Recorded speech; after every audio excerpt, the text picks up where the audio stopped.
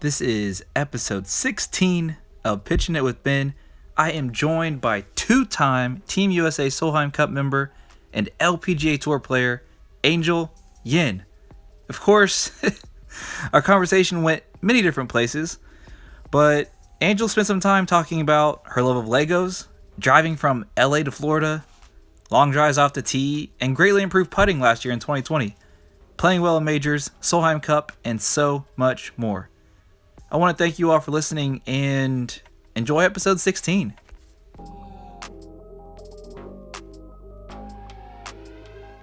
I am joined today by someone that I know she should have been on the podcast a long time ago.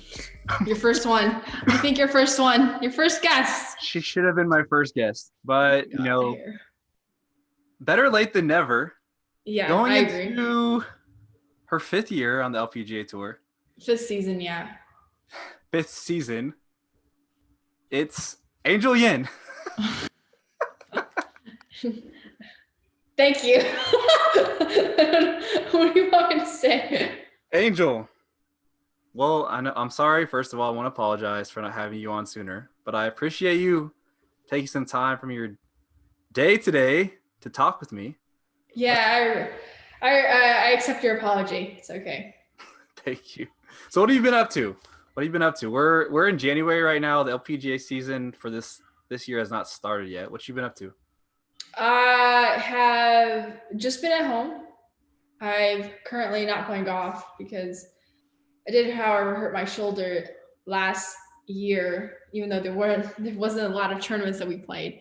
But I did manage to hurt my shoulder. So I've been resting that and seeing my doctor and fixing that up. But during that time, I have been getting into Lego. I also did not know how expensive Lego is, but Lego's pushed out this new it's called Lego Adults. It's targeting adult market, and then it's pretty cool. So I've been just working on that. I was going to get to that, actually. It's something that I wrote down in my, fancy notes in my fancy notebook. You're going to give me a gift?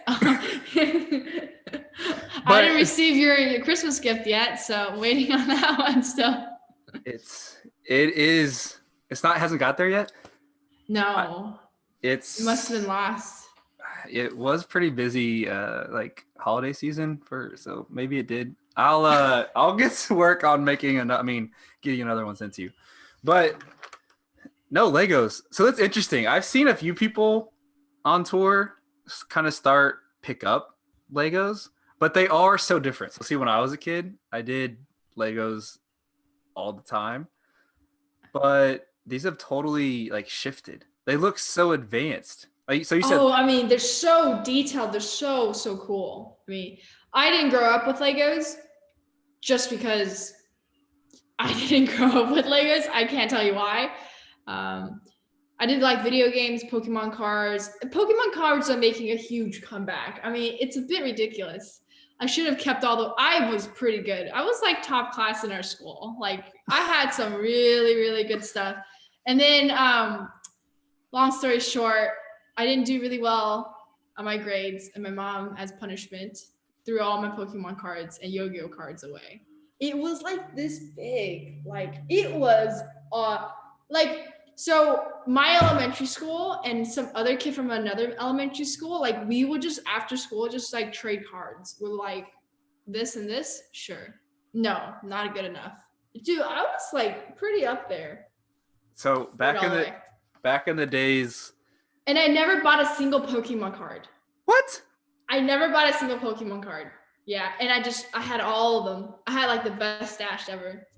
So were they gifts, or did you just hustle people for Pokemon cards? Both. Both? Yeah, and then we'll do things. We'll make bets, and then I'll get a good stash. But I never paid for a single Pokemon card. Did you actually play the actual game, or did you just collect the cards? We play cards, so we can battle with cards, just like Yu-Gi-Oh. You can battle with cards. Yeah. But then, I would play the video game as well. But anyways, I never really grew up with Lego, but I did play with a lot of we traded cards, we played cards against each other. We played video games with each other. It was dude, It was like the Kid Kingdom. Sheesh. Yeah. What's been your favorite thing that you've made so far? I've only had one big piece. It's the Batmobile from 1989. It's really cool. I mean, it took a long time. That one's really cool, but then I like my favorite piece is the one that really got me into Lego. It's a Star Wars mosaic build. You buy 3 of the same Lego sets, and then with 3 combined, it makes a huge Darth Vader with this lightsaber. A lightsaber? Yeah, it's 4 feet tall. Heck? Okay, so I'm not going to talk about Legos for the whole time because, you are a golfer, professional golfer. You're really good at it. But I am mind blown about the whole Lego situation. So we'll have to talk about this more later. Mm-hmm. I literally would just make, I would get just the blocks. I probably have them around somewhere. But I would just try to make the biggest skyscraper that I could. Or I'd make some cool, I did a lot of, I guess, freestyle kind of stuff. I never. Yeah, I think that's how kids played, because it forces you to be very creative because you can build all the kinds you want. Now the Lego pieces are more like art. That's one of the reasons why I started getting into Lego, just because I like building things. So before we started this the podcast, you were like, "What are you doing?" I was messing around with this. So I like building stuff like this.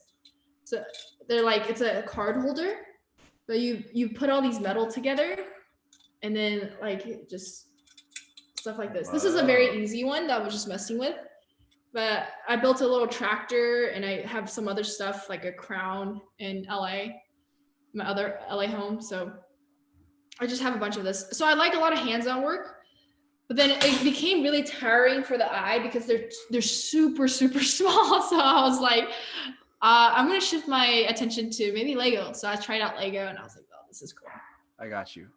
Okay, so to bring golf back into the conversation, do you feel there is any benefit to any relation to golf and Lego building? Or do you think it's something completely separate that you can separate your life between Lego and golf? Well, I think Lego and golf, patience, because Lego takes a long time, especially the builds that I'm into right now. They're considered Lego adults, so 18 and plus, and each set is 3,000 pieces. Or if it's considered as an adult Lego, I might be wrong, but the pieces are very, very small. They're smaller than usual Lego pieces. That's why there's a choking hazard warning on the boxes. And I assume that's why it's 18 and plus. But it takes a lot of patience, and sometimes the pieces can be very repetitive. So you're doing the same thing over and over again. And then at times the pieces look very similar. Maybe the color is wrong. And then you have to go back oh my gosh, what did I do wrong? So when I was building the Batmobile, a lot of times I have to go back and look okay, I'm missing a piece. I'm pretty sure Lego's not gonna give me a piece less. So I might have put it somewhere that it shouldn't have. And you have to go figure it out again. And I see that it's similar in golf because if you mess up, you have to okay, what did I do wrong? Maybe I'll fix it up a little bit. So it makes you think. It's not just constantly building. My mom thinks it's toys. She thinks it's stupid. But I think it's pretty fun. And I think it's really cool. I have a displayed over the house. Just like this. This is one of a simple build. But I just have some of the stuff I build in and just put it all over the house. I got you. So we're in the midst of a break right now, break from the LPGA. Last year was pretty wild. We'll get to 2020 in a minute. But so you're kind of dealing with an injury, it sounds like, and rehabbing that. That sounds like it is the truth. Well, okay, it's the truth. So you haven't been able to do any golf-related stuff? Well, I could have. I can. I just have chose not to because I want to be 100% healed. As the public can see our schedule, it's very, very packed. There is no off week, and I can't afford to heal halfway just because I'm not patient enough for it to heal completely and then go out and play and practice and ruin my shoulder. And then next year it won't last. And that's my biggest fear. So I'm going to rest it 100% and then go into next year. I mean, what's 1 or 2 weeks, the difference it makes? It doesn't really make a difference. So I might as well have it completely healed. It feels a lot better now. And I'm just seeing my doctor and working closely with him to see what I need and what I need to do. Yeah, for sure. And like last year was, I don't want to say necessarily like a air quote, like free year, but since you weren't going to, your status on the tour could not get worse. You also really couldn't improve it unless you won. But this year though, like if you go into it injured and then all of a sudden you start not playing well or even have to sit out, like, yeah, it's not worth it. It's not worth it. It's not worth it. And there's going to be a full schedule next year. Well, this year, 2021.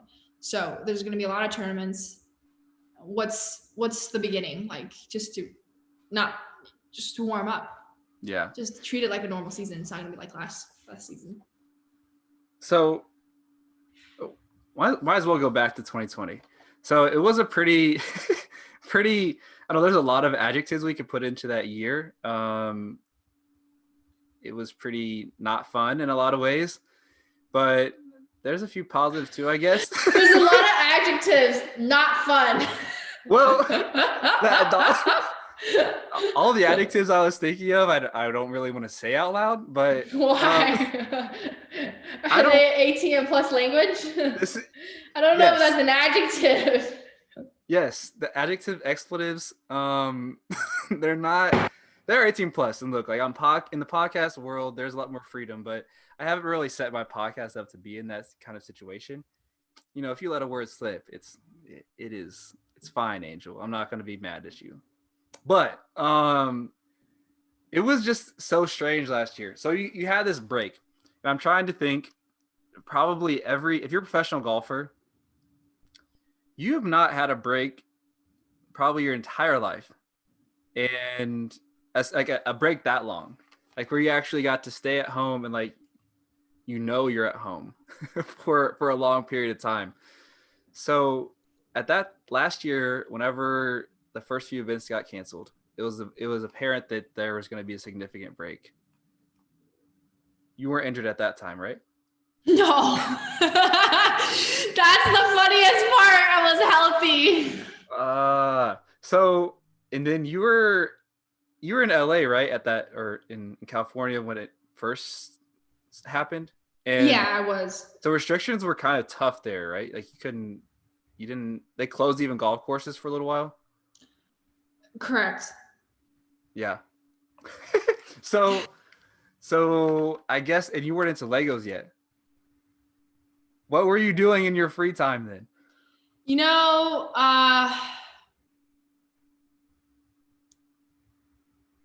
Nothing. Sadly, nothing.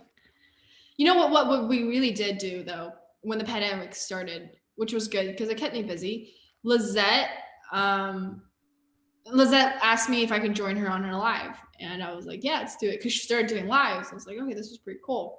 So along with that, we kind of just did lives every week. And then we just kept our heads busy trying to figure out what we wanted to do. And then time just kind of flew by and it was kind of nice. And then we started this whole mask share campaign with Sparms, an Australian sun protective sleep company. And then we kind of just kept ourselves busy. And then as you know it, the next thing that happened is tour season started again. And that's when I got injured.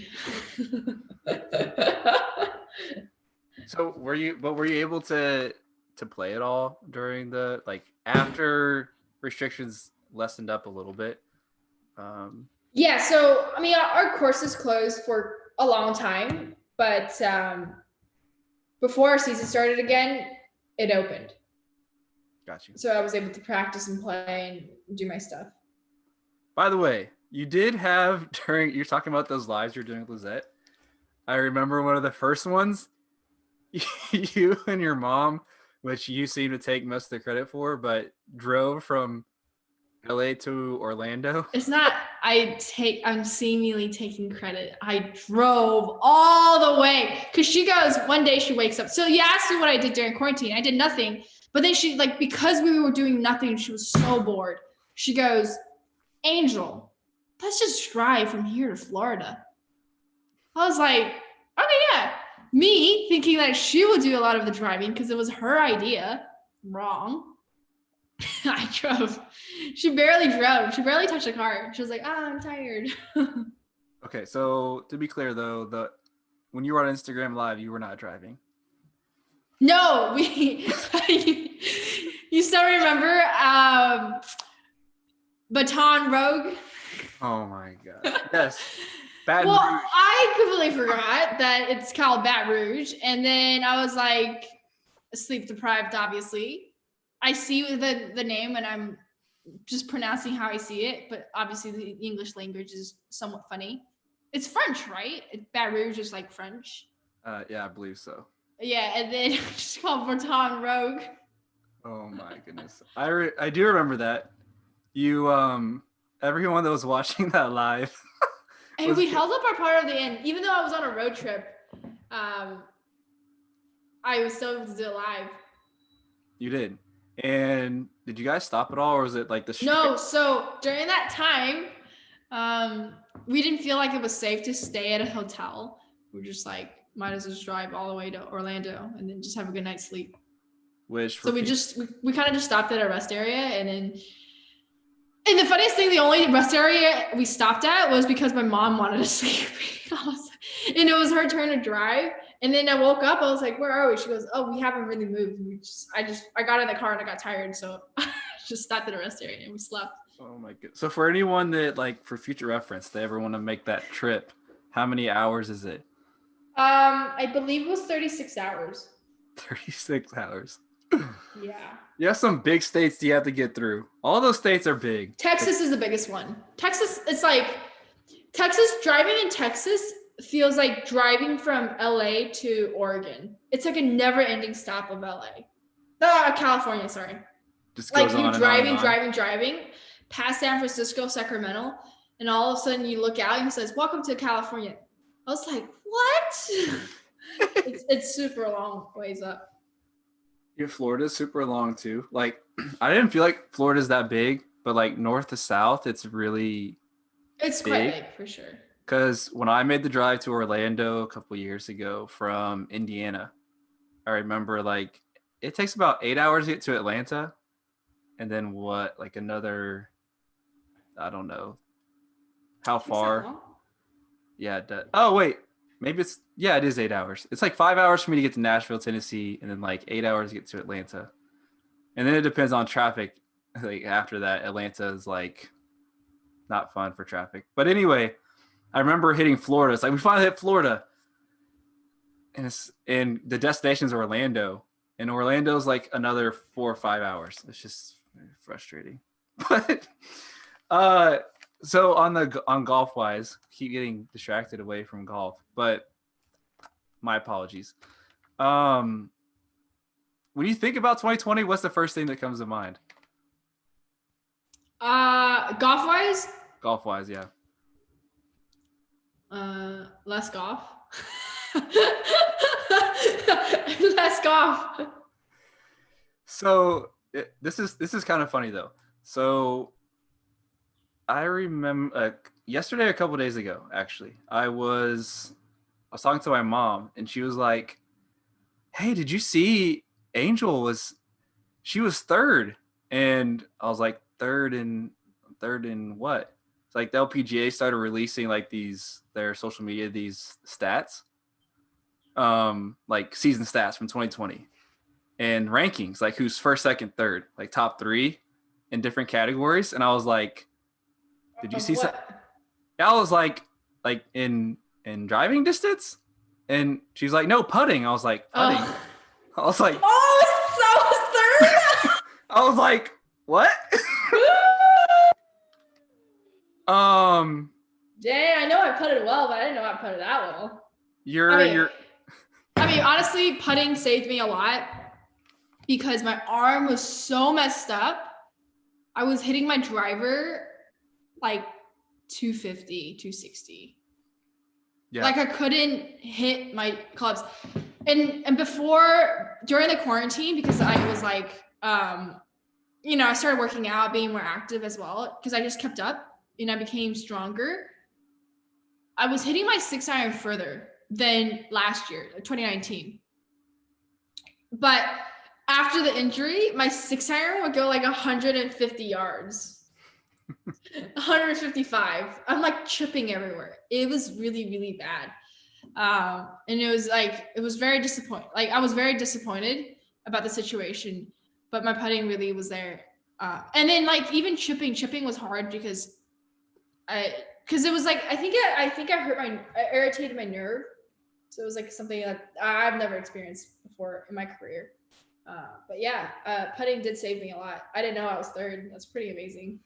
You were third in putting average, 29.10 putts per round in the 12 tournaments you played.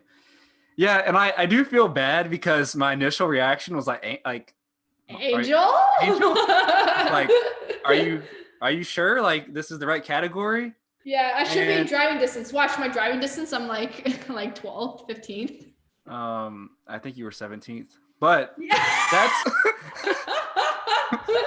But you see, like it makes sense. If people don't know the whole story, like that happens. I think it's not just you, but athletes in general. I think there is a bit of unfair judgment cast by fans and spectators in general. It's like you don't know the whole story. Like you were dealing with an injury, and it's not like necessarily you couldn't play, but that's affecting your whole game. And I don't know. Yeah, I mean, but it's not their fault. You have, like, as a player, you have a choice. Like, I could have shared my journey, how at one point opening up a bottle cap was extremely difficult because it was in so much pain, or driving was something that I couldn't really do. My arm was just basically limp. But obviously I was still playing tournaments just because in the back of my mind, I was playing really well. And I felt like if I could take advantage and just push through all the pain, then it would be all worth it. But obviously at the end of the day, it wasn't worth it. I still have this injury. Maybe it should have been a different path, but I don't really want to think about it like that. Injury is my thing, and I don't need to tell the world about it. So everyone has a different take on it. And I don't think that, like, they can think whatever they want, but at the end of the day, I know what I'm doing. I know what's happening. Like, I don't know what I know what I'm doing, and something like, I know what I'm doing, but the situation is happening to me, and I just need to know I need to go fix it to move on. Because last year, like, I wasn't doing extremely well. Even my mom was not extremely happy with my results, but I know what I was going through and the things that happened. And I think that's all that matters. Yeah, for sure. I'm just saying that basically that I think we hear it a lot about people's lives in general. The whole be nicer kind of mentality, just you don't know what someone is going through, though. That's kind of my point. I don't know. And unfortunately, just the way things are set up currently, I think things will get better, I hope, like as far as TV broadcasts go. But you weren't necessarily, like, if you're not at the top of the leaderboard, you're on the LPGA Tour, you're not getting tons of TV time. So it was like we don't have an opportunity to see, like, oh, Angel, oh, look, she's grimacing a little bit, like in pain. Like, I don't know. You know what I'm saying, though? Like, we just see results, and you don't know, like, oh, well, Angel's just playing bad. Well, it's not like you were playing bad. I think you only missed 2 cuts last year. Yeah, I missed 2 cuts the last 2 events that I played. I mean, it is what it is. And we want to be able to change for the best, but unfortunately, this is the situation that we are in right now. And I'm not a type of player that will get TV time without, playing well. And especially I was in the A time, which is more pro TV time. But then because of my performance in the first few events of the season, and then reshuffled, I became B time. So then there's no way I was pretty much going to be on TV unless I do well. I mean, that's just how it works. And there's nothing you can really complain about. I mean, it's not like they got you injured. You got yourself injured. I don't know how, but I got injured. So you don't know, though, what's your injury? I don't know exactly what caused the injury because I didn't do anything wrong. Because as I started playing the LPGA more and more, I really saw the importance in consistency. So I really showed a lot of importance in consistency and doing everything consistently. I don't know. Maybe because of quarantine, we weren't allowed to play golf, and your body got stuck. And golf is not a very natural movement for the body. Maybe that could have caused an injury, or it was a buildup of long injuries before. It just never really showed up until now. Yeah. But I guess in my view, 2020 to have an injury like the way the one I did, because I think it was the worst injury I've had in my career, is the best time to have it. And I don't want to. There's nothing to complain about. Obviously, it sucks, but right, sleeping at one point was tough because it was in so much pain. But I think it was the best year to have an injury. Yeah, like big picture career, like golf career wise, like it probably you don't have to worry about medical exemptions or getting into those kind of details. Like you knew that you're gonna have the same status. You're gonna get your stars in 2021, which we're getting to. But I do. So it was interesting in 2019. Just because I have the stats here, I did look them up. So you were 49th in putting in 2019, which it's not bad. That's above average. It's pretty good for a girl who's known for her distance. That's for sure. So you were at 29.81 putts per round in 2019, which is 0.71 shot difference per round, which turns into 2.84 shots per 4-round tournament, which is a pretty big deal. Like that's moving from missing a cut to making a cut, or moving from top 15 to top 10. I remember in 2019 in Indy, because that's like my home event, you had, I think the LPGA Twitter like posted it recently too, but you had a drive that went over 400 yards. Do you remember this? Yeah, I do. So the thing about Indy is that course is not, it's not necessarily the course I don't think you'd expect, like this big drive. It's not one of those courses that's super hilly where like you could hit like a big hill and it like rolls a lot or something like that.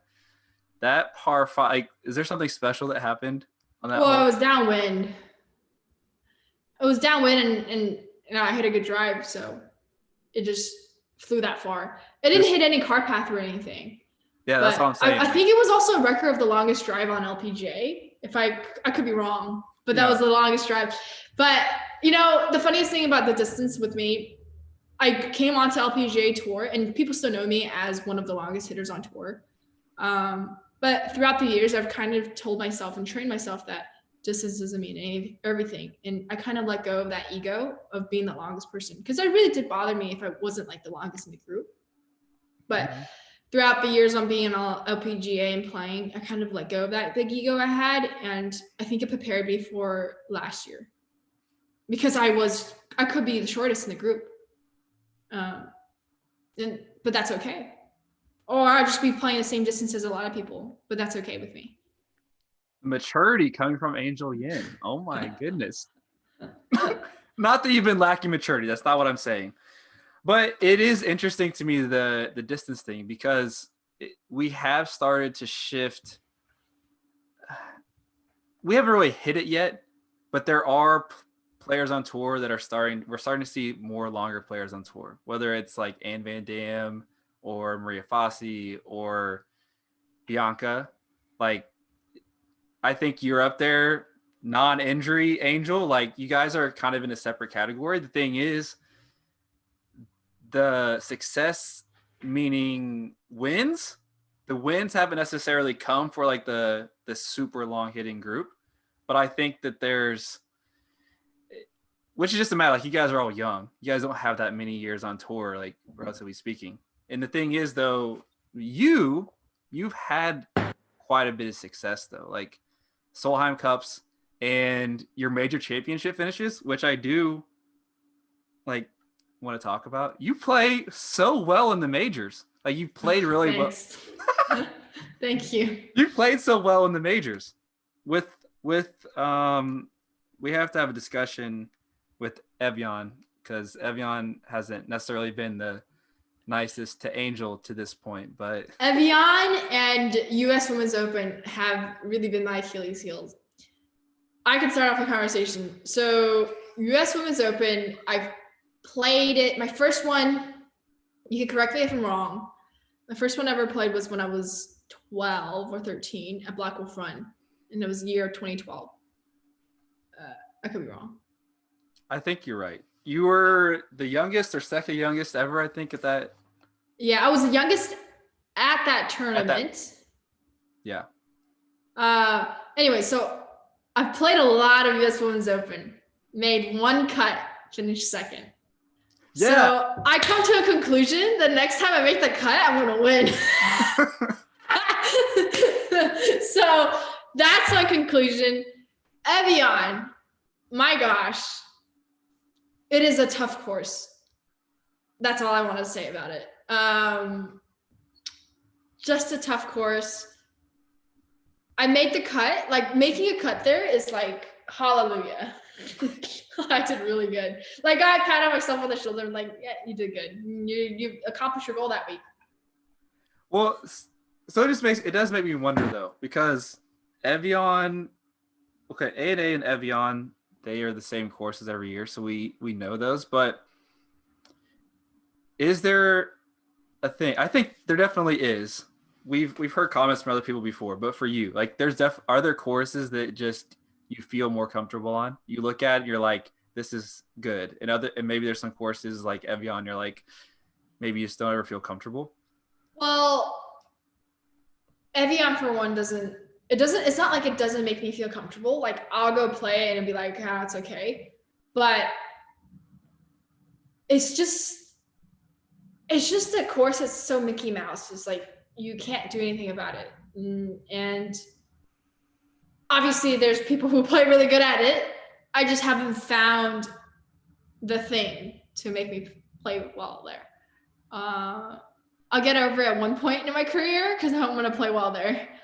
But I don't think I've discovered it yet. But I just, through experience. Because, it's funny. Every year you go back to the same course, you see it differently. For example, Portland Classic. Hated that tournament. Honestly, hated that tournament. But then my caddy, Matt, was like, I think it's a great course for you. It's like, sure. And he was like, just trust me. So we went and played. We did really well. Last year, again, went back. I looked at the course. I did really well again. Like, it just keeps changing. And I think as a player, as you grow, your game changes as well. And the courses will fit you better and better. And eventually, it will probably fit every single course you play. Yeah, and I like that you have that mentality. Like, I remember there was a baseball coach that I had. One of my teammates was saying something like, I just can't do it. And he was like, excuse me? And then my teammate was like, I haven't done it yet.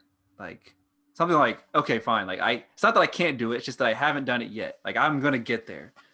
So keeping a positive mentality on it all. Cause you're right. Cause look, I brought up the putting statistic, and granted that you played 24 events in 2019, 12 events in 2020. So it's maybe statistics aren't quite the same. But to me, like, it's obvious, like, your putting has gotten better. As you start to improve in some areas, I think that starts to maybe you can let me know. Does that start to take relief? Being one of the longer hitters, do you feel that there is more pressure on your driver or like your tee shots whenever your short game or your putting is not as strong? And do you feel like as you gain more confidence with putting, it starts to take some pressure off the other parts of your game?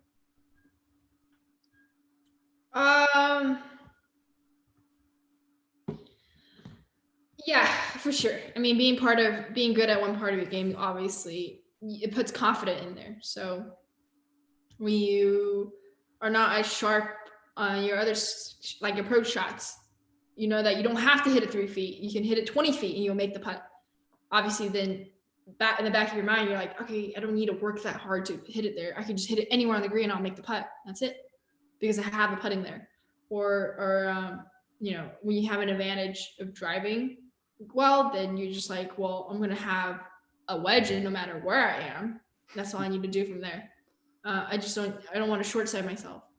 And then as for expectations, I think that's one of your questions as well. Yeah, there's expectations for my driver just because I'm known to hit a long.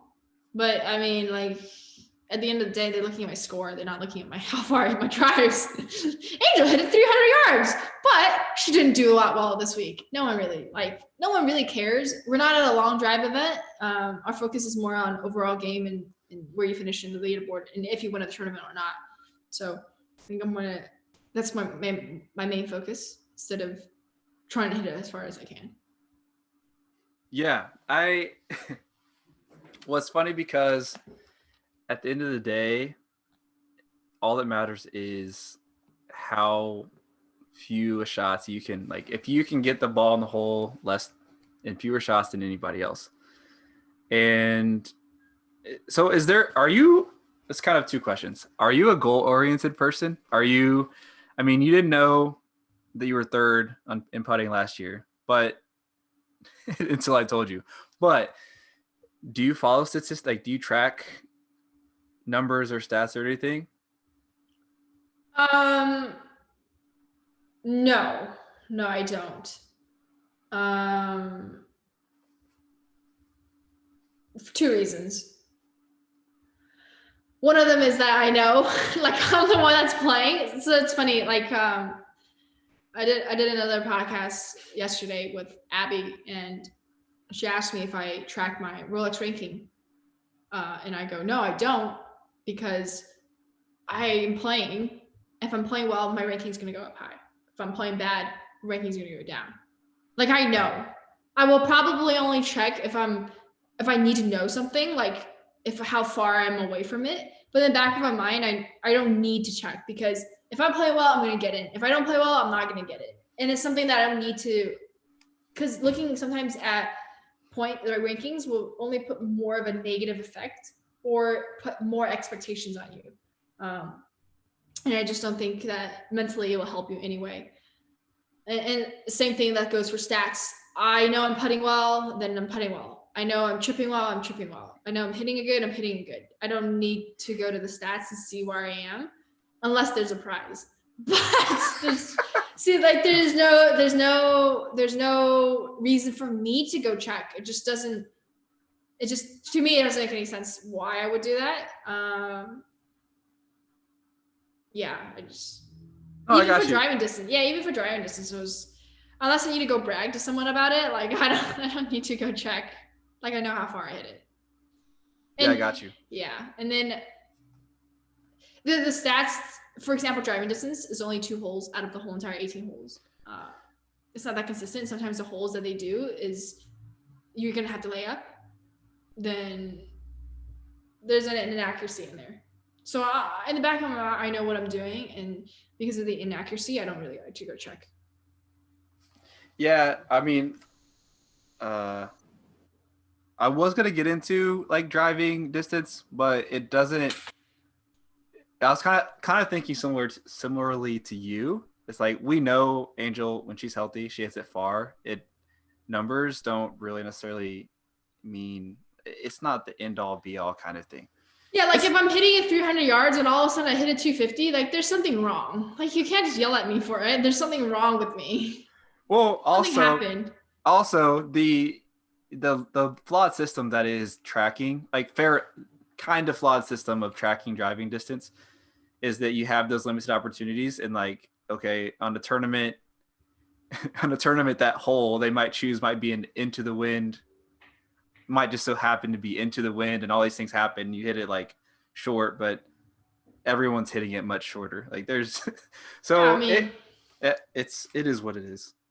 So I guess the second part of that question was, do you have goals, or do you set goals for yourself, like, going into a season?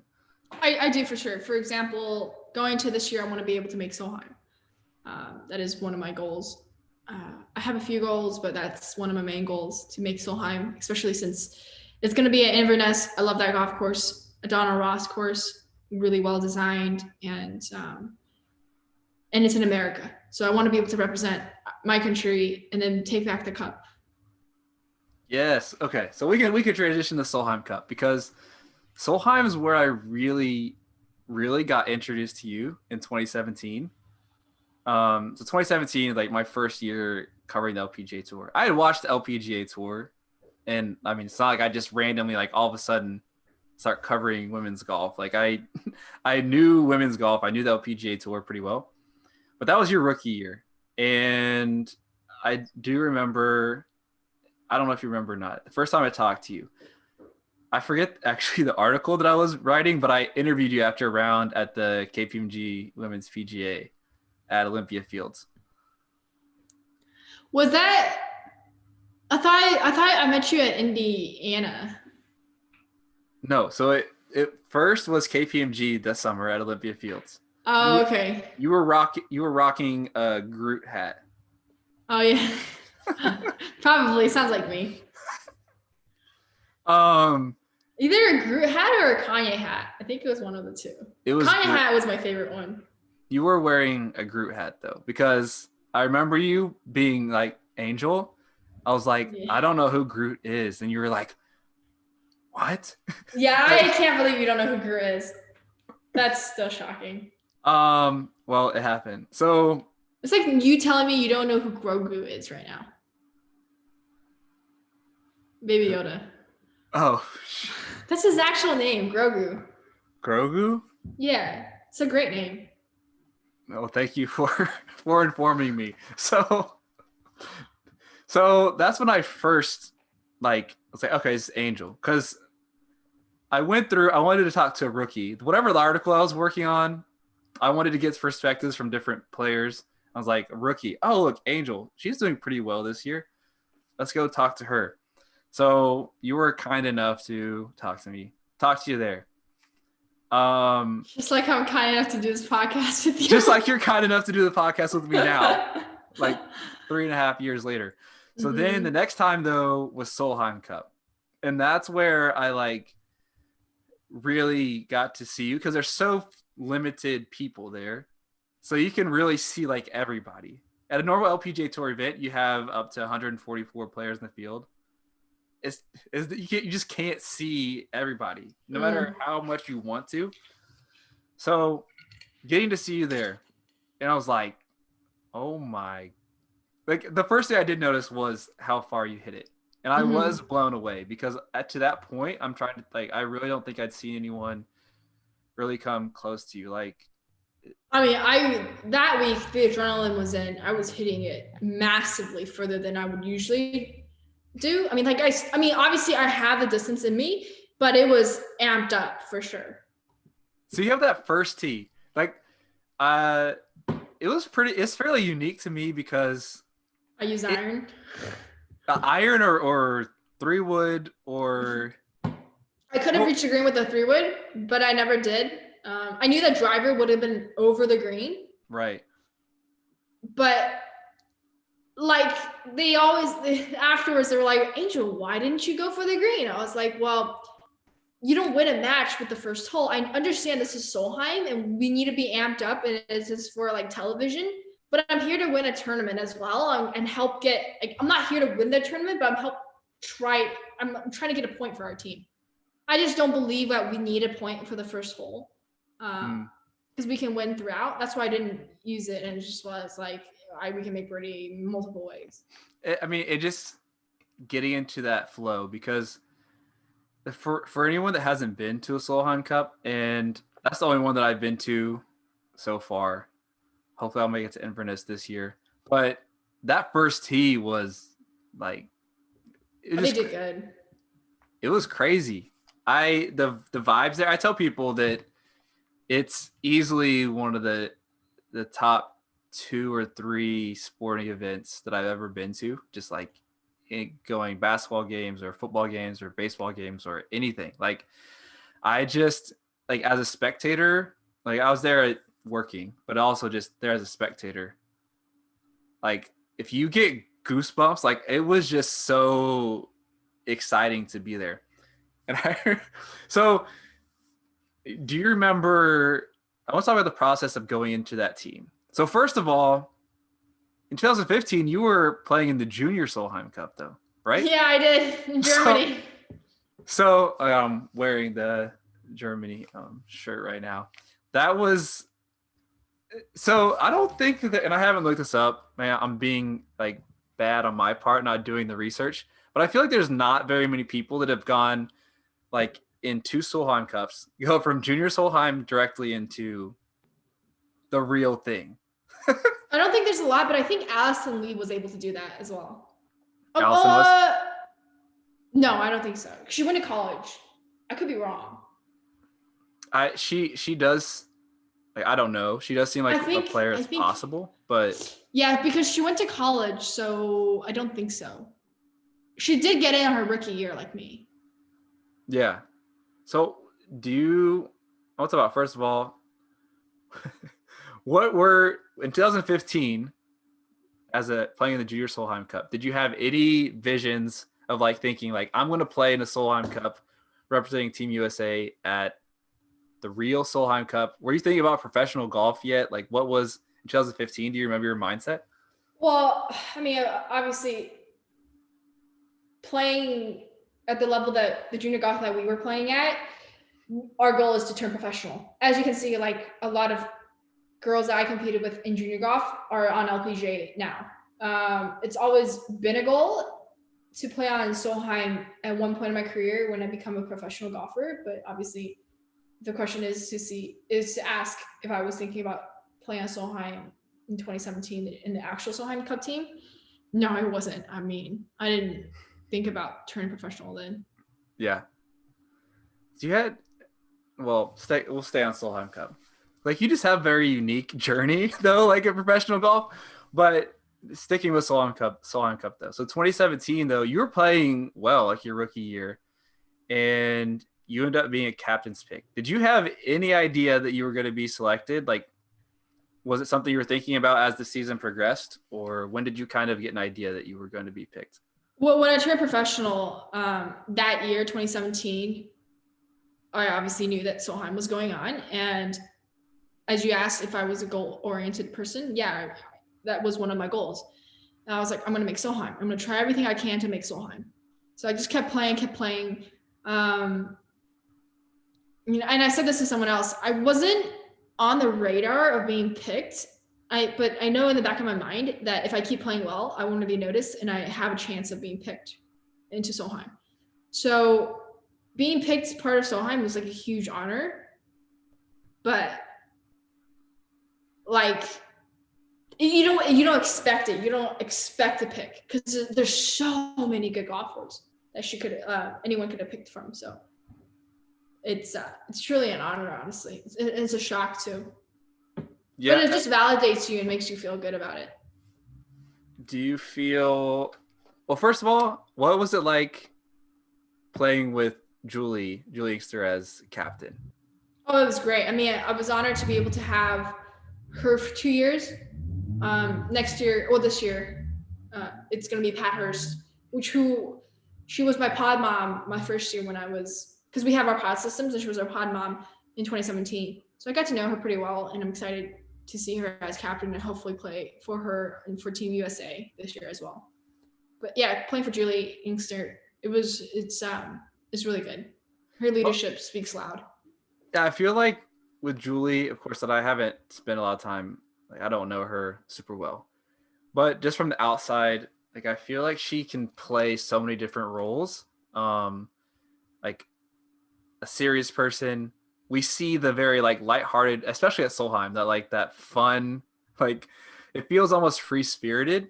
But I just remember her like dancing on the first tee at Solheim. Like when I think about Julie, like that's what I'm picturing in my mind right now. Just like her like vibing at the first tee, which I think once you get into it, that is you kind of soak in that moment, the first tee. But do you have a favorite memory with Julie or a story from the 2 Solheim Cups you got to play for her?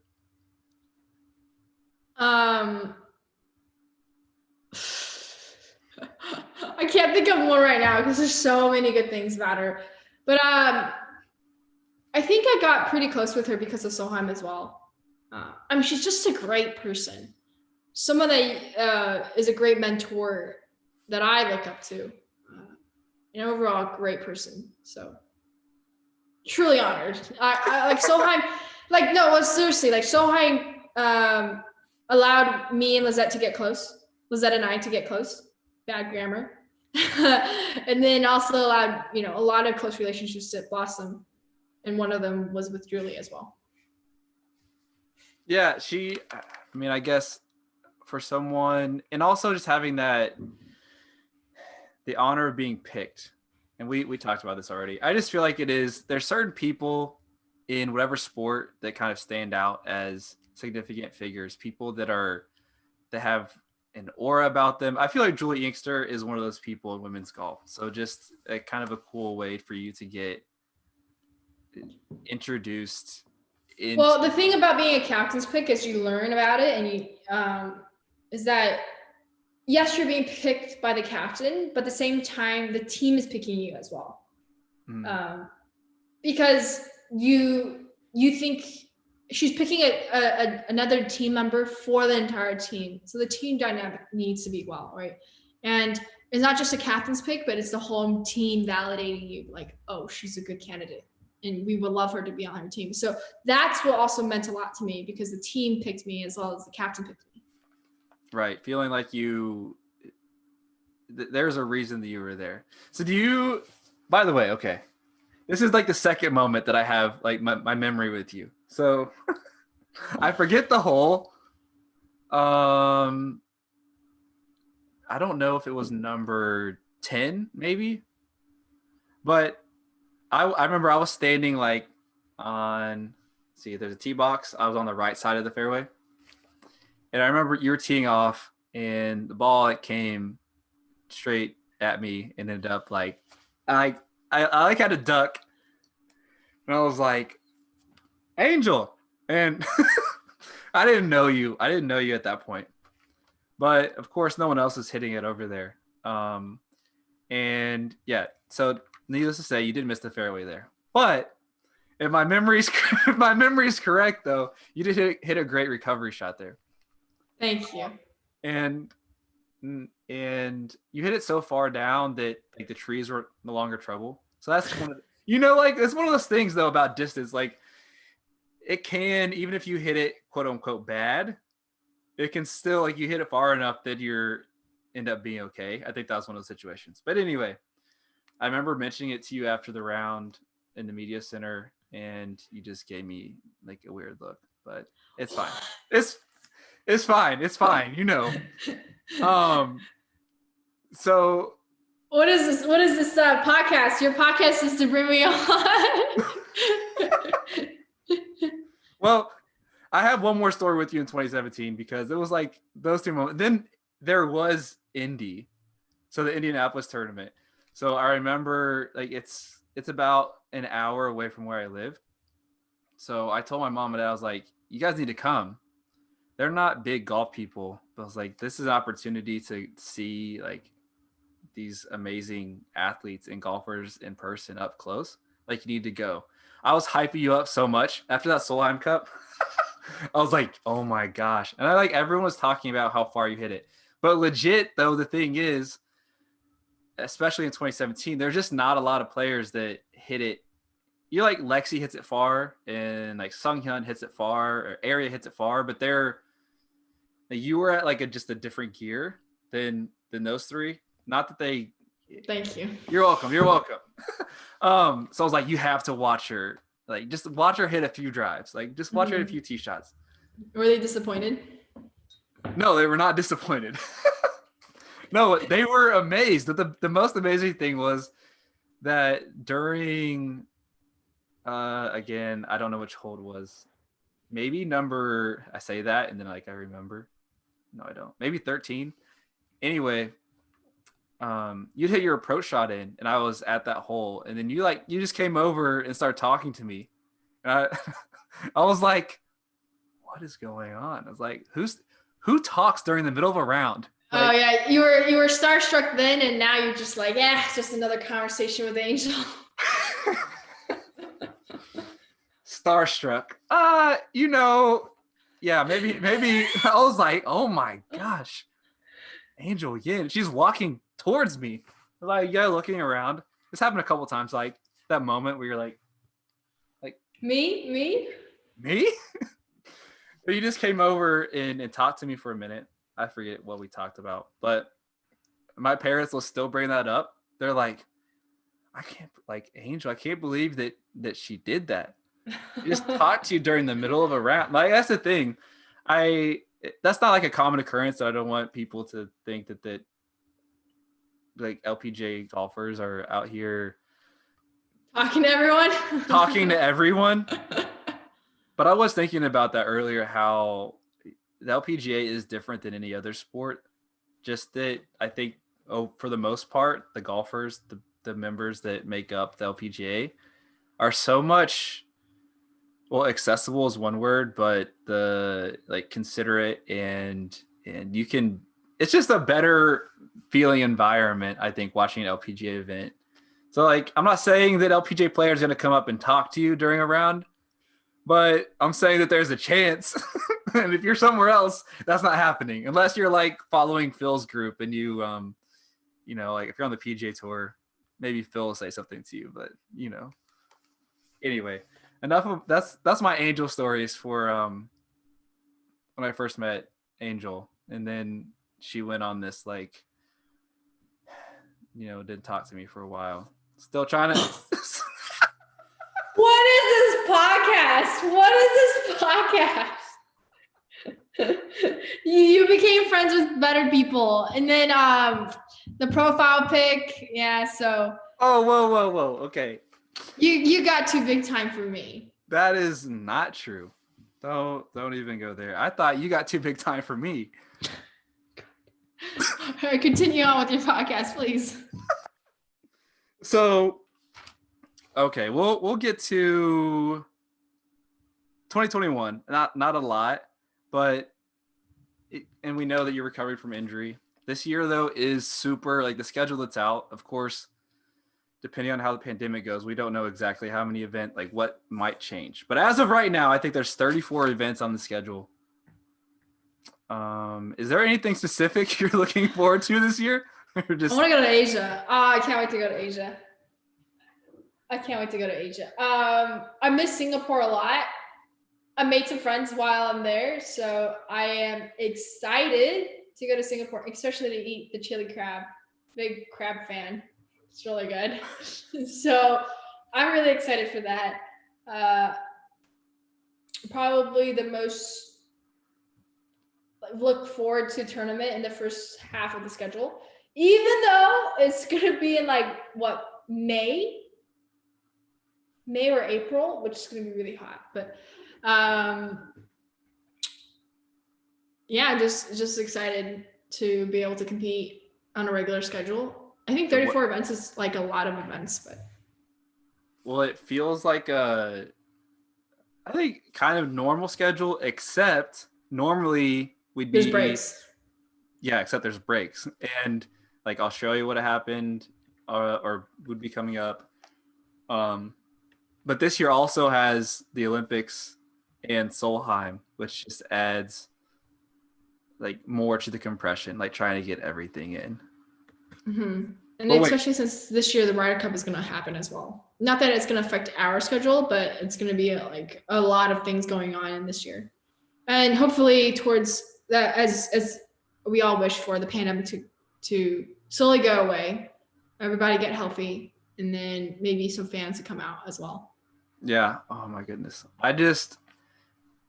For Solheim, and we talked about this Solheim already, but I really hope that fans of some capacity will be able, by that point, be able to get out, because fans make us who we are. Yeah. And without them, it's tough. I for one definitely miss fans out, and because as you know, one of the things I like to do is talk to strangers. So I love to just talk to people, and last year has been tough. Not that I don't like talking to people I know, but talking to strangers gives like a new thrill. You learn about stuff. The funniest thing, I was at a bookstore 2 days ago, and I bought a book. It was for like recovering alcoholics, and the book owner, she's not usually in, but she was in covering for her manager, and she saw the book I got, and she was like, "Is this for you?" I was like, "No, well, no, it is. Yeah, it is for me, but I just want to read about it. I'm not a recovering alcoholic." And then she goes, "Oh, I've been 30 years sober." And then she told me a lot of stuff, and we just sat down and talked for over an hour. I was like, that's stuff I like to do. And to be able to interact with fans, I think is pretty cool. So I definitely miss that aspect that golf brings, as well as the joy that me playing golf courses every other week, and not having a real job. But yeah, I definitely miss fans out there and cheering for you when you hit a good shot, and just being there and having the energy that is there. Yeah, the LPGA on their Facebook page, they do some like LPGA like replays of past tournaments occasionally. And I was watching one a few weeks ago, and I think it was 2015 maybe. 2015 the Canada tournament. And I just like it's so weird to watch on TV now, like seeing a round with fans. Like in my head, I'm like, why are there people there? Like my first, like, why are there people there? But I know Been in this room for too long. People. Angel, stop giving away my secrets. But yeah, it's sad that I do react that way. But no, it was so cool though to hear. First of all, like the fans in Canada, the ones that I've seen, like they are really good. They are like passionate fans, but there's lots of great fans everywhere. But I guess just in general, like hearing how loud it gets, like there is a significant difference. And you would have known more than me because I didn't get to a tournament this year. You played it, but like golf wise, did you ever notice any differences like in the rough at all? You like sometimes like literally the fans will knock down rough from walking on it. Did you ever come in a situation you're like, shoot? No, see, the thing is, the spectators are like where they're standing is far from the they're pretty far. Anyways, they're pretty far from the fairway, and to miss it that far, you really screwed up. And a lot of times where they're standing, they're not like carts where they just drive in one direction. They're moving constantly, so the rough sometimes could be worse. So it's not as consistent. I haven't really noticed that big of a difference, just because spectators are really pushed out, and that or they're walking on the cart path. And if you're on the cart path, you get a free drop anyways. So there isn't really like a huge thing that I have noticed. But again, we've only played 12 events. Maybe I think I played like 8 last year, or maybe like less. So, but I have not noticed that. Yeah, I got you. I feel like it for sure. It's having that support though of just people like. It's harder to find golf balls. I can tell you that. Like if you miss it, and then like the spectators see it, but now like they don't see it. But then also a good thing is like no spectators are taking your golf ball away. I've had that happen to me once. You did have that happen to you? I can't confirm it because I don't have the evidence, but I was like, I could have seen someone bend down exactly where my ball is, but then you're really far from the tee box, and this was in Korea. And then like they picked it up and it was just like gone. I was like, are you kidding me right now? Are you kidding me? I feel like I guess this is because I like watch the LPGA the most, so of course this is what I'm exposed to. But I feel like there's 2 or 3 instances that I know of now on the LPGA where like fans, or at one tournament there was a photographer. I think it was the Portland tournament, maybe. I don't know anyone's names, but I was watching it and there was a photographer that like was in the bunker on the last hole. I think it was Portland. I was like, what are you doing? You're giving photographers everywhere a bad reputation. Can you imagine like walking up to the green and then there's someone just like anyone that's not a part of your, well, at all, who just stands in the bunker. Anyway, getting towards the end of this, just some things about you, Angel, in general. what are some things that you've talked about a little bit, but you enjoy doing outside of golf?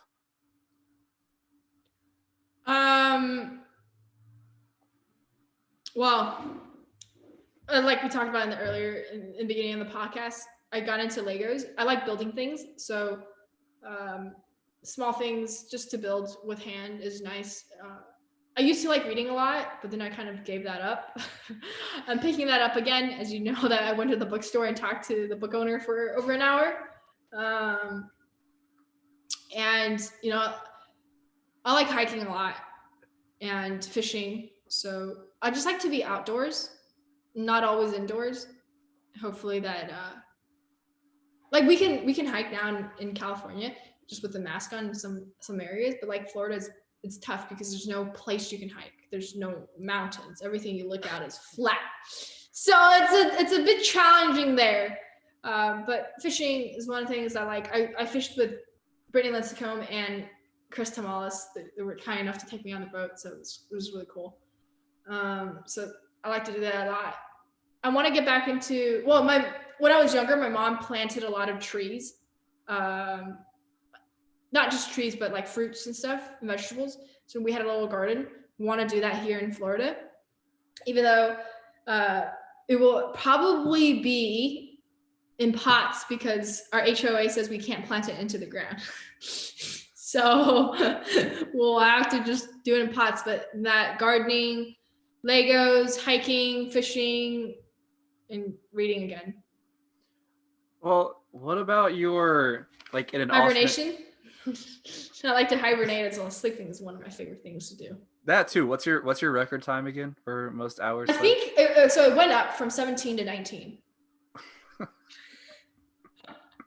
That's literally more than a cat sleeps in a day. Yeah, I'm reaching close to a koala.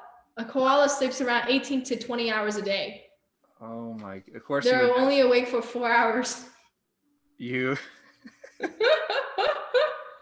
What did you do let's see, so you slept for I don't know. That's just too long. Well, why though? The funniest thing, well, I was really tired. Come on, what else am I gonna do for sleeping? I'm trying to recharge myself. But the funniest thing is I was sleeping for so long, my mom put her finger under my nose just to see if I'm still breathing. Because I didn't get up to use the restroom or anything. Nothing? Yeah, so because people think that when I say I slept for like 19 or 17 hours, they think that I got up, ate, and then went back to sleep again. No. This is straight napping. Sorry, straight sleeping. Oh, it's more than napping. It's more than a nap. I nap. napped once where I woke up after 12 hours. Like, oh, that's a long nap I just took. Oh, so like a normal person's night of sleep is your nap. Oh, well, my intentions with going into it was a nap, but then I woke up realizing I was asleep. And you didn't wake up during the night. You just went all the way to the next morning. You're like, oh, okay, well, it's the next day. No, I'm curious about this alternate universe where you're a TMZ reporter because. Oh, okay. Continue. Because if I've gotten to know you a little bit more, and I've learned that and maybe you don't want people to know, but you're an expert at research. I like to do research. You can see that. I like to do research and then look into details and then be able to read into it and decipher it, and then talk about it. Yeah, I like to do a lot of research. And not just in everyday life, but just not just about one person, but I like to do research about everything in life. So I think that kind of just fits in. And TMZ just because, not that I want to invade anybody's privacy, just because I like to do research and I like sneaking photos. Oh my gosh. Well, on the research part though, like you sneak photos? What's going on, Angel? Not bad ones. Just on the street. Just on the street. Yeah. But I think the thing about being part of TMZ is like I probably will only gossip about people that I don't know about. Like it's not even gossip, it's just about like if this situation happened, then I'll like report about it, but I won't like make stuff up or or gossip about people that I know. I'll talk about a situation, but I wouldn't like spread rumors about people I know. So I'm starting to realize that TMZ will be a problem. Not that TMZ reports fake news, but they really start digging into people's lives. Well, that's an alternate universe. I'll probably be a TMZ reporter. I've just been impressed though, like the conversations I've had with you, is that your genuine interest in so many different topics. Which, well, I'm surprised you know a lot of things as well. That I know a lot of things? Oh. Yeah. Oh, thank you. I mean, I do I do some research too, but it's like, I don't know. I guess I like to be prepared to talk to different people. Like even a little bit. I don't want to come across like as someone who's trying to be an expert in a certain area. But it's nice to be able to like make a few comments about something if it's about different things. So then when I meet someone else that's kind of similar like you, then it's like, oh, we could talk about any and everything. Everything. Oh, yeah. So, you know, what is something about Angel Yin that might surprise people? Like something they may not know, like a skill or a talent or something. Yeah, I'm always trying to prepare for this question. But I always forget. But one thing that I do talk about is that I don't do well with large crowds. Like I'm really good with one-on-one and small groups, but I feel like if it's 7 and above, I just put the number as 7 and above, and all strangers, I start to get really awkward. Like I don't feel comfortable. I feel out of my skin. And then I probably 10 and above, I just feel like I want to go home. So I always say like I'm an introvert extrovert. Like I like being alone a lot, but at the same time, I can hang out with people. But I literally would just disappear.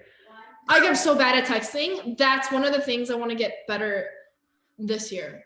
Be able to text people. Like I'm constantly thinking about them, but I just don't express it. And I think I need to express it. But yeah. Because I do appreciate them in my life. I'm horrible at texting. I'm better at calling. Just call me. Well, until that point. But you know that I've literally related completely to you and like everything you said the last like 2 minutes. Like I classify myself as an introverted extrovert as well. Just because like my nature is to be a little more reserved or shy, I guess. But I don't have a problem. Like once I get going, I'll be okay. So if you went back to high school, like in high school, I think I remember you saying, sorry. Let me recollect. I remember you saying that there was kind of a switch. You used to be introverted, and there was at some point you kind of decided. Oh yeah, I mean, I was never like how I am right now. Like I could barely speak before. Like if people get to know me now, like I'm quiet. Like that's just because I just do that by myself. But before, I was so quiet. I was just like people who knew me as a kid will be like, "Wow, Angel, you've changed a lot. You were a kid that I remember that never talked." I was like, yeah, it's a pretty accurate description of me. I didn't like to talk. Probably just to a few people that I know, but then even then, it's just like, if it's to strangers, I like completely just shut off. I'm like, just can't do it. And then I completely changed after junior Solheim. After junior Solheim. I just like popped my own bubble and just changed. Like deep down, like, okay, so when I changed, like, it was just like a full blown thing. And then deep down in the last few years, I kind of recollected and noticed that it wasn't really for me. It was just like, I still like to be myself where I was really quiet and listen to sad breakup music. But that's just, and then when it rains, I just sit in my car and pretend I'm in a movie. But that's just me. And I kind of have been able to find a good balance between the two. I just need to really get better at texting people back. PSA to anyone of Angel's friends. I'm so sorry. Any one of Angel's friends that hears this, she does care about you and think about you. She's just not good at texting. That's all. That's all that it is. Yeah. Yeah, I'm just so bad at texting. What is one of your favorite foods. One of your favorite foods that you like to eat, and one of your favorite foods that you like to prepare. Favorite foods to eat, probably noodles. I like noodles so much. Like, I love noodles. Noodles are great. One of the things I like to cook, I like to cook this chicken. It's just like Chinese food. I don't know how to cook any Western cultured food. I just only know about Chinese food. That's okay. There's a lot of great food. Yeah. There's a lot of great food everywhere. As long as you have a go-to, like for me, well, my food, it's not conventional food. I like to just make up stuff. So I have like these nacho things. I just like have a go-to. Create your own food. I just mean that it's not like it's not a hamburger, or it's not a. It's a hamburger nacho. Yeah, sometimes. You just find whatever you have and just put it together? Essentially, yeah. Oh. Yeah. So I guess anyway. I just remember you making something last year, and I think it was that chicken. It was the chicken. Yeah. I was trying to perfect that dish, and I think I did okay. You're trying to perfect it?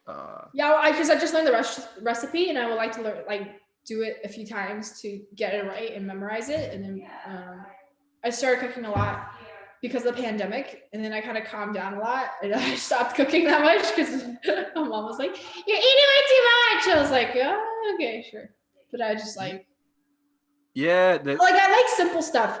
Unless I really want to cook, I don't really have to go through all the process to cook that much. I mean, I enjoy cooking, but just I'm not that fancy of a person. If it's good quality, high quality stuff and organic and healthy, then I like it. I also realized that I don't do good with gluten. Gluten last year. Huh. So now if I were to anything fried, I'll have gluten-free flour. I got you. What is a skill that you wish you had that you don't have?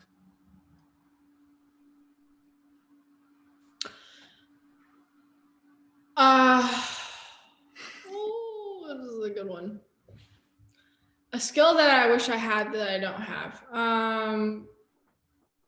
You want to be you could be like a super chef or play basketball. Two. How about two things?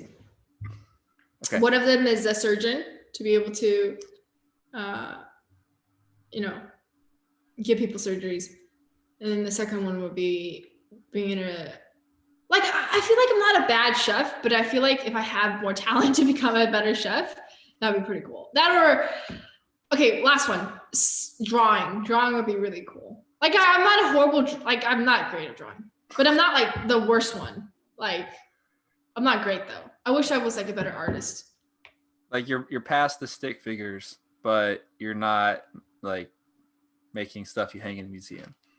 No, that would be pretty cool. I think being an artist would be really cool. Do you want to artist is a pretty broad term, like a two-dimensional artist, drawing, painting, sculpture. Sculptures, drawing, both of them. I guess just nice. Art in general. Anything that I don't want you to be picky. Sculpture's cool, but if I'm good at painting, that's fine. Or that or being a surgeon. Those are very important ones. They'd be very nice to have. Well, speaking of art, do you do anything special to your golf ball? No, I draw a happy face. That's the best I could do. No elaborate pictures on it? Nope, I keep it simple. That's good. Okay, finish it up. Some rapid fire questions for you. Fairly rapid fire questions. The first one, coffee or tea? Tea. I don't drink coffee. What? That's okay. I save my money. Pew, pew, pew, pew. And they both give you caffeine too if that's what you need. What What superpower would you want if you could have one? Teleport. Teleport? Yeah, think Yeah. I think it's easy to know why, but do you have a specific reason why? Um, I don't feel like sitting in the car for 36 hours from LA to Florida. And I just want to be like this, and then all of a sudden I go somewhere. Or those like 14 to 18-hour flights to Asia, or like Those are fine. I don't mind those just because maybe they're so long, but I really dread the LA to Florida flights. The 5 hours is like ridiculous. I don't like. so 5 hours what gives you the roughest time. Yes, but if I go from LA to China, I don't know if it's because of the excitement you're going to another country. I don't mind it, and I'm constantly sleeping. Oh, it's the flight that goes from LA to Florida that kills me. Yeah, because you can't get your normal nap if you wanted it. Besides, planes aren't like fun to sleep on, but okay. I can sleep sitting upright, but I don't know why. But the flight from LA to Florida is just so bad for me. I don't like it. But it's better than the drive or not? Wow, the fact you have to think this long about it. I know. I'll probably pick the flight. Okay. I don't mind the drive. I feel like the drive, if you had like a few stops along the way, there's like more to the trip, it would be a little more enjoyable maybe, but yeah, but I don't really mind driving. I like driving. I think it's therapeutic. It's just expensive. Sunrise or sunset? Sunset. Sunrise, it's really nice because I will wake up before the sun rises and I go on hikes. And I really enjoy seeing the sunrise. But then like right after the sun is up in the sky, it's like UV like straight into your eyes. Like you can't see anything. You're blinded. The sun's hitting you. You're about to get sunburned. It's just so awful. And then sunset's just much nicer because the light that hits you is much softer and lighter, and it's just beautiful. I agree with that. As the sun's about to set soon. You're also spend most of your time in these warmer climates like LA, Southern California, and in Florida. So you also like get a break from the heat. Like right now, it's probably pretty nice outside. But for me, I really enjoy sunrise because that means it's gonna heat up here. Like I really enjoy the cold. I haven't been able to really enjoy the cold because of my shoulder, but usually I like anybody that knows me, they like people, my friends in China will literally video snow and send it over to me whenever they see snow, just because they know how much I like love snow and how much I get excited. Like when I see snow, it's like I've never seen snow in my entire life.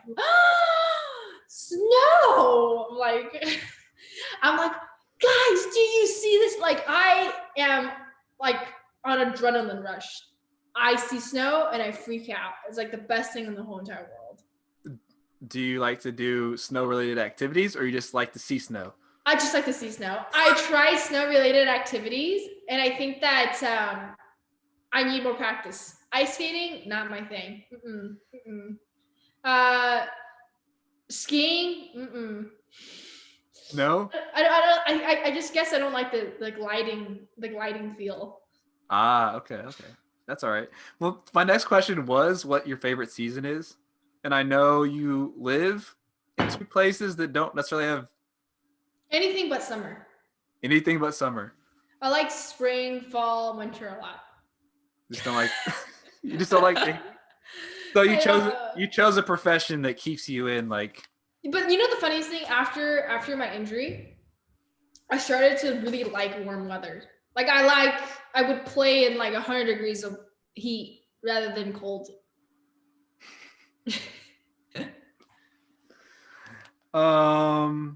Are you someone that would rather ask for permission or ask for forgiveness? What?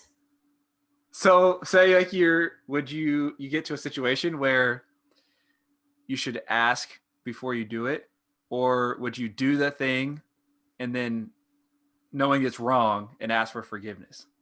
This is some kind of like psychological question. I want to ask for permission. Nice. That's a good answer. Forgiveness is for like, I don't know. I just see a point in that question to me because what is forgiveness? It's just, you say you're sorry, but are you really sorry? Like the damage is already done. Right. It's like you go kill someone and then they're like, please forgive me. I'm like, well, you're to commit the crime. I don't really care about me forgiving you or not. Okay. Well, you took it to the most extreme level. It's like, oh, it's like well, because I'm interpreting it as what I'm about to do is gonna hurt you, but I'm still gonna do it and just ask for your forgiveness because I know that we're good friends. And I'm betting on your kindness to forgive me. That person is toxic. You got to get that person out of your life. That is not a healthy person. I would not want to be friends with this person. If I find out someone's like that, oh, hell no. I was thinking more along the lines of it's a hot day and you forgot your water bottle and your friend is somewhere and you see their water and you like drink it while they're gone, and then instead of asking if you can have the water, and they get back and you're like, hey, I took your water, like I'm going to replace it, but I'm sorry. Like much lesser. What the heck? Anyways, you got my answer. Okay. Last one. I don't know if it's straightforward or not, but would you rather never 3-putt or never miss a fairway again? Never 3-putt. I mean, I miss fairways all the time. I'm used to it. I'm like the female version of Tarzan. I'm just always in the trees in the jungle. Yeah. I hear you there too. I feel like it's one of those questions I used to ask, or I have asked some players too, if you'd rather have a 10-foot putt uphill or a 10-foot putt downhill. Like what's your answer to that one? What's the green speed? Like I need to know more details. I'll probably pick uphill for sure. Yeah. I feel like most people will pick uphill. You'd be more aggressive, but occasionally someone throws like, oh, I'd rather have the downhill putt. And it's like, oh, interesting. Anyway, Angel, thank you so much for joining me today. I know we talked about a lot of different things, but I appreciate your time. Yeah, thank you for having me on. It's been fun. Let's talk again soon. We can talk more about how the 2021 season goes or something. We'll see. Do a follow-up episode. A follow-up episode. Maybe we'll be more like on me. Maybe I'll stay more locked in on a specific thing. But do you want me to do the interview next time? You know what? Like our first interview that we did. Yeah, you can do that. Yeah, let me grab the mic from you. The reverse interview. Anyway, I do appreciate your time, and we'll talk again sometime soon. No, thank you for having me on. Bye. Thank you for listening to episode 16 of Pitchin' It with Ben. If you liked what you heard, please like, rate, comment, subscribe, and share. And if you have any questions or comments, feel free to reach out to me on social media. I'll do my best to get back with you all. And I will see you on episode 17.